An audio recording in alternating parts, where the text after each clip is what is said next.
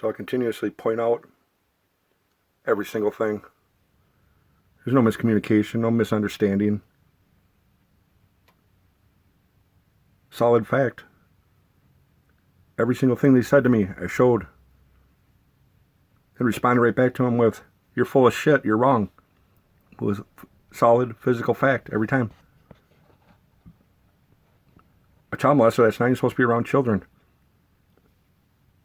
Court ordered, solid fact. Showed it and proved it that he was, solid fact. Kick it off from the beginning. This is with Terri Olson. Corrections, this is Terri. Hi, Terri, this is Matthew Becker. Thank you for calling back. I appreciate us being able to connect. You have some concerns about supervision and what has been done, I believe, over the last few years, if I remember correctly. Right. And I know last time I talked to you, you felt like it wasn't a concern of yours for me knowing about it. I think, aren't you guys by law supposed to still have child protection or something, still do an assessment if there's a minor child in the household? Yes. Right there. Aren't you supposed to do something? Do a child mandate if there's a child in the household? I already broke it down, what's considered a household resident building structure. Clearly right here. Yes, we're supposed to. 2008, they're buying a house and they're moving in all together. They want to claim they're living in separate parts of the house. One's upstairs, one's downstairs.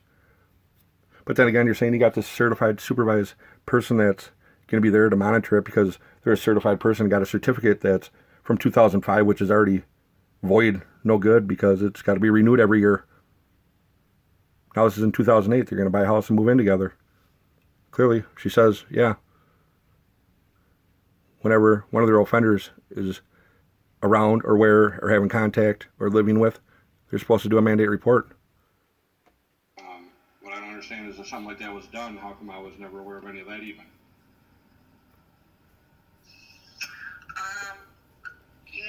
I'm not sure what child protections process is, so I don't really want to speak to it. My guess is that similar, and I'm sure that this is how I explained it last time as well, that when you're dealing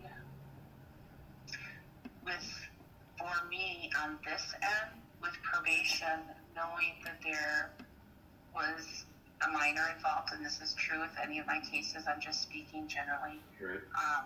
I don't always have the benefit of knowing if there's another parent that has any legal custody, physical or. So, they said you're unaware of any parent having custody when the parent of recognition they sent to the Lakeville Police Department showing I had always joint legal custody. If I didn't have joint legal custody, I wouldn't have to pay child support. If Christina had joint legal physical, I wouldn't be held responsible for paying child support or be held to even do that part of it. I've always had to pay child support. I was always enforced. I always had joint legal rights. All this is done through Dakota County. You've seen how many times I filed papers.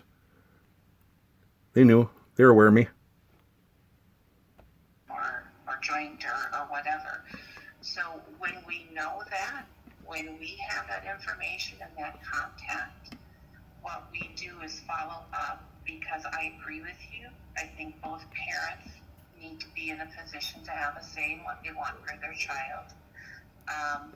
I know that Mr. Watney has been on for a period of time. He's been on with me for a period of time. And then looking back at it, I know that we didn't always do that way. When I started doing this in the 90s, I think we're getting better at it. No, I'm not talking about the 90s. I'm talking about in 2008. I'm talking about 2022 when I contacted her still. So I'm not talking about the 90s. What we do, I can't speak to that specific case, but in that time frame. Well, I mean, But yes, child protection is notified if there's any registered offender that has contact with their children or any Child protection is notified if they have any contact with children. living with minor children. That's Minnesota statute, and they will go ahead and reach out. Minnesota statute. They're supposed to do a child mandate report when they know that their clients are having contact or living with minor children. Well, they know they're having contact. They know they're living together. In 2008 to all the way to 2018, nothing. To the parent, and if they don't know if there's another parent, like I said, I'm not sure if they investigate that further. I don't understand, like, you need a probation officer knowing that he was not even supposed to be around his own kids unless they're supervised, that here he's, you know what I mean? And obviously, you know, it's not his kid, so once you normally question, like, well, who's a parent of the kid here that's under the roof? I mean... So we have a number of things, and again, just speaking generally, I know that this is tough. I just want to protect like personal information confidentiality. Right. So when clients come in on sex offenses, there again is like a whole bunch of process stuff that's in place. Yeah, right? I don't really So care about all the with process and... starts with getting them in treatment, Yeah. passing polygraphs, self-disclosure, working through... Passing polygraph, huh? Let's just go and do a polygraph test. But then it would show, oh, probation was allowing it, and they should have been allowing it, but they did it anyways. And that's Dakota County not protecting children.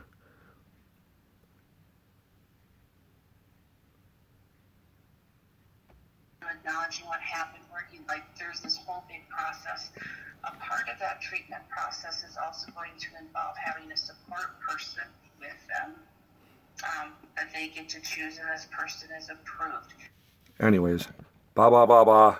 They run around, not even answering the question. Training, and so it starts out small with like supervision training or Supervision training or supervised visit. A supervised workshop that someone did in 2005, which should be renewed every year, which is expired. Expired for, well, 2005. Should be renewed in 2006, but buying a house and moving in with a kid in 2008 expired for, what, 3 years? visits. And then there are steps to increase that. And so there are protections in place. And there were in this case. There was protections in this case. But you were left. There was protection procedures in place. Where were the fucking protection procedure? Where? An out-of-date supervised workshop sheet that you took for 2 hours that should be renewed every year? Where was a safety procedures put in place when he never did no child mandate report, knowing that he was aware and having contact, which he just clearly claimed right there? When you are aware of a child molester around a child or living with a child, you're supposed to report it and didn't. Where were the safety procedures put in place? Out of the loop, and that was the part that was missing. Well, that's what I'm saying, is like, I like, that would have been a huge impact and a change of everything by her hiding all that, and I think she was supposed to, like, she's supposed to notify me of any changes of schooling. Like, I haven't seen my daughter, talk to my daughter in like 17 years, and like, I filed papers so many times, they told me I couldn't even file papers anymore, that I was just being vindictive. Like, I was filing papers to see my daughter, and not once did they force the visitation or force her to bring the kid, or they just, all they care is, well, you pay child support and maybe you might get rights, and, you know. So like people say, just let it go and move on. Is there really let it go and move on? This is your kid you're talking about, your child, and you're just supposed to let it go and move on after you fought so hard and did everything by the book, by their playbook on what you're supposed to do. And they didn't do anything about enforcing it, do anything whatsoever. But he had to file so many times. They said you couldn't file anymore, that you're being vindictive, and put a block on your case and say you can't file anymore. Just sickening. Just sickening. I mean, how is it even hidden? You know what I mean? Like, I don't understand why no one would have reached out to me or sent me a letter or contacted me to make me aware of it. If I have joint legal custody, legally, I don't understand why I was never notified. You know what I mean? We don't do, yep, I do. And we don't do background checks on people. Like when my clients get into a relationship or whatever the case may be, you know, I meet that person, but I can't run a background check on them. I don't do that stuff. So a lot of it is information that we receive. Well, it's not. So a probation officer, when they find out someone's moving in somewhere and they ask you, well, who else resides in that household? And they tell them, okay, John Doe and Jane Doe live in this household. And she clearly states that they don't run background checks on these people to see if it's okay and approve that they could even live in that household. Clearly that's wrong. Clearly she's lying. Anyone that's been on probation or parole and had to go through anything like that, they know damn well they got to make sure that whatever placement or housing that you're going to go to is approved. And by approved, that means they do a background check on it to make sure it can be approved. And they need to know the people that are living in that household. Now you're dealing with a convicted child molester here. You know damn fucking well they do. She lies. You know what I mean? It's not about you doing a background check on them. It's about there's a minor child in the house, so that would raise a concern to you guys. And once you, Yep. that's what I'm talking like. Right, so we still wouldn't do any kind of background checks. We still wouldn't be, you know, questioning, like, it seems silly to say this right now, but I mean, to be honest, I don't know if I've said, you know, I can't say for sure that was always. All this fumbling, bumbling around like, well, fucking no answer. Just fumbling in her words. Part of protocol. Is there another parent involved? Like I said, I think we do that now, but I'm sorry, it's been over 20 years since I know that our policies and how we do things have changed. Well, Like I said, when we've did that gotten policy better. change? Well, so policies is probably a strong word. It's more guidelines. It's more how we operate. And I think How they operate. It's more like how they operate, to do whatever the fuck they want, to whoever they want, however they want. And who cares? So you put a convicted child molester on a 5-year-old kid and say, hey, it's just kind of what we do. you said whenever things come up, issues that need to be addressed, I think in any situation we really get to take a look at what we could do better and what we could do differently. So it wasn't that there wasn't things in place to protect your daughter. It wasn't that there wasn't things put in place. What the fuck was put in place? It was just a piece that we didn't know about you. We didn't check to see if there was another parent. I don't know. They didn't check to see if there was another parent. She claims they didn't even check. But clearly they didn't have to check because they knew who I was and they were aware of who I was all along. But I like how she says, we didn't check. We didn't do anything. See, that's what You know what I mean? Well, I don't understand how come you guys don't know. If you know there's a minor child and it ain't his, like, isn't that like a concern? Like, okay, well, you know, who's the other party to this child? I mean, It is a concern, but those are also concerns that when we talk about people and their treatment, like what are the risks? I mean, absolutely. What are their fucking risks? This dude molested his own fucking kid that was like 4 years old. What the fuck is the risk? This is his own kid he was fucking fiddling with. What's the risk of him doing that to someone else's kid? What do you think the risk is? Put your kid around that, and we'll see what the risk is and how much you care and how much you'll fucking stand up and fight for it. Terri Olson. You tell me what the risk is. Absolutely. It doesn't mean that we're investigating that family and the members. And I hear what you're saying, and I don't think I'm disagreeing necessarily that we like everybody involved. I just don't think that it is well, I mean, who determines, like, an well, I investigation that we decide that take. he's a risk or not a risk? I mean, is there really a decision on that, like, to say whether someone's a risk or not? I think he would be a risk if I find out he wasn't even supposed to be around his own kids unless he was supervised. But then he was living under the same roof of my own daughter, and there was Some times of that where information, without giving too much, sir, some of that information Yeah. No need to give out the information. Mark Melwell. isn't entirely accurate. I know that you said that they've been living under the same roof for 17 years, and that's not accurate. well, okay, maybe 15 years. I mean, Yeah. let's get technical. Well, from 2008 and on.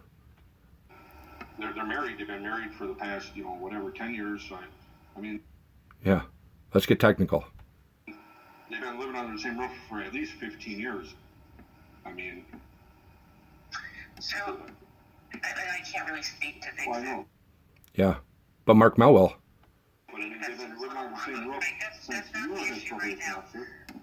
So what I hear your concern is that you're left out of the process, and at this point, you just want answers, and I'm not giving them to you. I mean, like, this is the best I've got, but if you would like, I can. This is the best a probation officer's got of monitoring a convicted child molester. This is the best answer she's got. Certainly give you my supervisor's name and phone number if you want to follow up with him. Yeah. He's been with the department in this unit for a number of years as an agent and as a supervisor, and he would certainly be open to, hearing your concerns. All right. Okay. Yeah. And I don't want you to feel, hey, that's my number, sir. I certainly don't want you to feel like I'm passing the buck. I recognize that you're frustrated, and I'm sorry that I don't have a better answer for you. She recognizes I'm frustrated and doesn't have a better. She don't have any answer whatsoever of why the fuck was a convicted child molester around and living with my child, and there was no safety procedures put in place.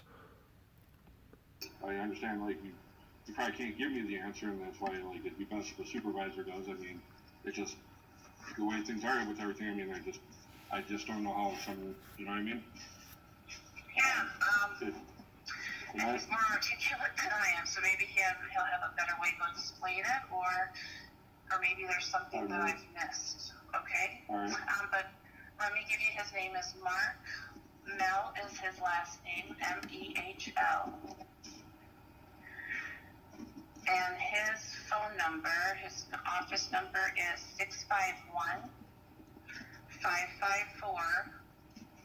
651-554-6655. Cool. So, phone call start with that Terri Olson, which is his probation officer. Trickles into Mark Mel. And boy, the conversations with me and Mark Mel.